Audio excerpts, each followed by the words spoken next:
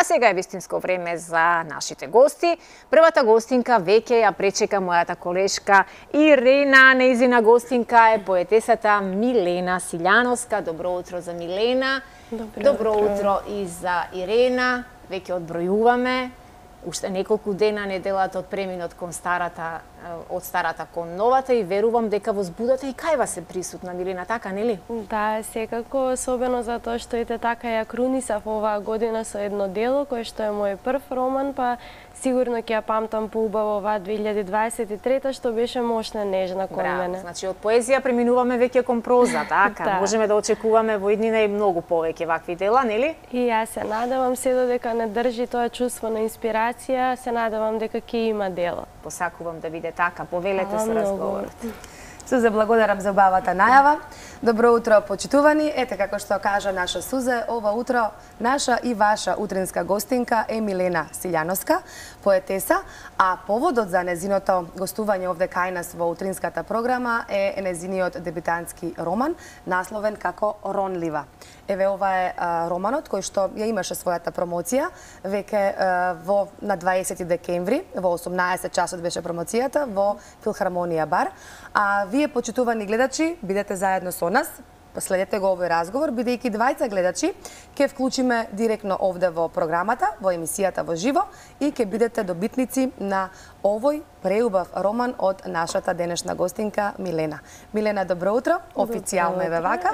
Добро ни дојде во утринската програма, благодарам што стана вака рано наутро и да направиме една сега телевизиска промоција на ова твое првенче, како што кажа и самата на почеток, рече дека 2023 година беше Мошна нежна кон тебе. Исто како што си и ти вака и како појава, како личност, вака љубаво и нежно зборуваш, така и изгледаш. Твоето прв роман, дебютантски роман, го носи насловот Ронлива.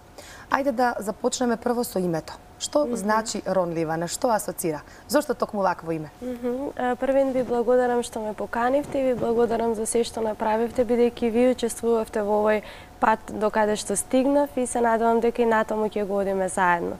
Промоцијата помина Мошна успешно, затоа што видов многу драги луѓе, што мене многу ми значи и особено ми беше драго што беше пред крајот на календарската есен, затоа што и есента игра една голема улога во овој роман. И токму и есента се содржи и во тој наслов Ронлива, односно првата асоциација мене што ми е освен на ронлива жена, девојка која што таа го представува, тука е и ронливоста на лисјата, односно самата есен, која што се рони од дрвјата и која што го означува тој циклус. Или како што јас често го нарекувам во романот, мегникот на годината, тоа е всушност есента, кога се случуваат нели сите преобразби.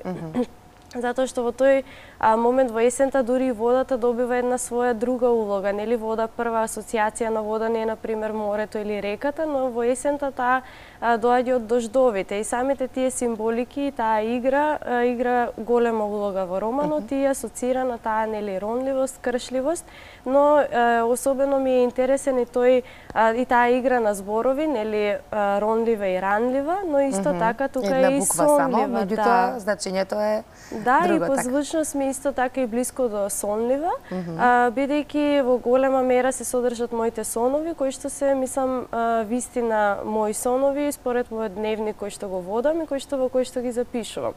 Затоа што во нив не само што не ја барам символиката, туку едноставно оставам да продираат низ мене, затоа што ги сметам како ете некој вид на друг живот.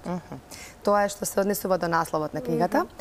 Сега да позборуваме малку за промоцијата. Промоцијата беше пред минатата недела, така пред неколку дена, на 20 декември во Филхармонија бар. Какви се твоите впечатоци од промоцијата? Како помина? Дали беше се онака како што планираше и кој беше промотор на книгата? Да, особено... Еве веќе гледаме и дел од атмосферата, дел од тоа како изгледаше на промоцијата. Особено ми беше драго што ме промовираше мојата колешка од издавачки центар 3 Виолета Танчева Златева, која што и таа излезе со нејзин роман Бела сама.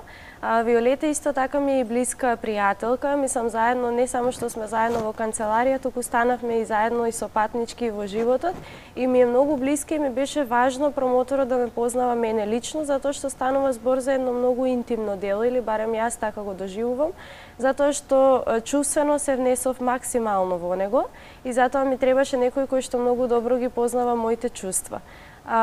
Исто така сакав да ја заокружам, ете како што кажав пред да заврши календарски есента, но исто така и ми беше драго да го чувствувам тој циклус како затворен, затоа што се додека не доживее промоција, додека не се случи тоа конечно пуштање на делото на публиката, до тој момент мислам дека се уште ја чувствуваме како внатре во нас. А делата треба да си постојат сами за себе, не само наши, бидејќи како што цитирам во романот, дека уметноста која што е наша не ни припаѓа нам, односно ние припаѓаме неја, но мора да ја пуштиме, нели, таа да си го почне својот живот, затоа што и таа си е сама по себе еден човек. Колку убаво кажано. Милена, која е пораката која што сакаш да ја испратиш до твоите читатели преку оваа книга? Ама пред да ми одговориш на ова прашање, еве веќе од режија ни сигнализираа дека имаме гледач на линија, да не го оставиме гледачот многу долго да не чека. Добро утро. Добро утро. Повелете, кој ни се јавува? Јасмина Силјановска на телефон. Јасмина, поздрав до вас и благодарам што сте заедно со нас ова утро. Еве, вие сте добитник на... Благодариме. Вие сте добитник на Ронлива, книгата од вашата Милена. Имате исто презиме Силјановска. Имаме исто презиме, да, не сме роднини. Така се погоди, баш убаво. Ако ни се јавувате од Скопје, ни се јавувате? Да, од Скопје се јавувам. Ете така, вие можете да отидете во било која книжарница овде во Скопје и да си ја подигнете книгата Ронлива. Оставете ги вашите податоци и телефон за контакт. Нашата Милена ќе ве контактира и ќе се договорите каде ви е најблиску, во која книжарница да отидете и да си ја подигнете оваа книга. Благодарам. Ви благодарам што ни се јавивте. Еве, имаме уште еден гледач на линија. Добро утро. Добро утро. Кој ни се јавува? Бојан Данчевски. Бојана, поздрав до вас и благодарам што сте ова утро заедно со нас. Вие сте нашиот втор гледач кој што е добитник на ова дело, ова преубав роман Ронлива од Милена Силјановска. Дали сте и вие од Скопје? Да, од Скопје. Одлично. Бидејќи сте од Скопје, ќе ве заволам исто така вашиот телефон да го оставите во режија. Милена ќе ве контактира, за да може да се договорите во која книжарница ќе си ја подигнете книгата. Фала ви многу. Ви благодарам и на вас за тоа што не следите. Останете заедно со нас, а сега Милена ќе ни каже која е пораката, која што Милена сакаш да им ја испратиш на гледачите, на публиката која што ги чита твоите дела.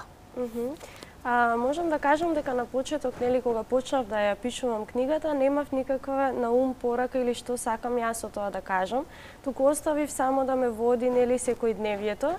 Секогаш по себе го носев и се уште го носам, нели, мојот бележник, и им препорачувам на сите луѓе да си носат еден бележник што ќе ни помогне како да ги фаќаме моментите на сегашноста и на реалноста, но и на природата. Затоа што во голема мера е, нели, опфатена природата во неа, и оставив тие сами да ме водат. Значи ги запишував некој момент, например, кога ќе догледам некоја птица или смоква или што и да е, и бидејќи почнав да ја пишувам уште на пролет и го опфати, нели, тој премин од пролет на лето и од лето на есен. Така што оставив, нели, сама да ме води и сватив дека сушност таа е само една рефлексија, еден одраз на она што сум јас внатре. А тоа се многу пукнатини, затоа што секој човек, нели, има некои своји пукнатини во себе. Така што она што јас го открив на крајот и се надевам дека и другите ќе го откријат, се токму пукнатините, дека не се сите пукнатини создадени за да се пополнат, затоа што ние како луѓе постојано чувствуваме потреба, нели, да се надополнуваме, ете да се лепиме ако сме скршени или ако сме сронети, нели, не може ние повторно одново да станеме лист, туку треба да го оставиме тоа на природниот тек на нештата. Така што тоа е мојата, мислам дека тоа е мојата главна порака, да не се обидуваме да ги пополнуваме пукнатините, туку да оставиме светлината да продира низ нив. Да кажеме само дека расказот Ронлива има 4 дела. Така, како кажавте, вода? 4 елементи, да, земјата, водата, оганот и воздухот. Така. Затоа што сите тие, мислам, секој дел си опфаќа нели своја символика и го означува нели тоа кружно движење. Тука ги мешам нели минатото, сегашното и иднината, да, како еден круг, и дури во еден момент велам дека според тој круг гледаме дека иднината е всушност поблиску до минатото и дека сосема треба да се препуштиме на она што го споменав, а тоа е природниот тек на нештата. Исто така, иако завршува со воздухот, кој што и ветрот има голема улога во книгата, завршувам и со водата која што го затвора тој живот, затоа што животот нели почнува од плодната вода, од таму ние излегуваме и се враќам повторно во водата како едни капки дожд кои што нели испаруваат, па се враќаат во водата, исто како што и лисјата нели паѓаат, па потоа повторно се раѓаат на пролет и сето тоа во еден вечен круг. Така е. Сега, уште нешто би сакала да позборуваме додека да дојдеме до крајот на разговорот. Тоа е овој златник, кој што ни го донесе ти, кој што го доби на манифестацијата Анте во перо, за расказот, За, да, поетската збирка Болопадание. Ете така. Да кажеме, да објасниме малку за тоа?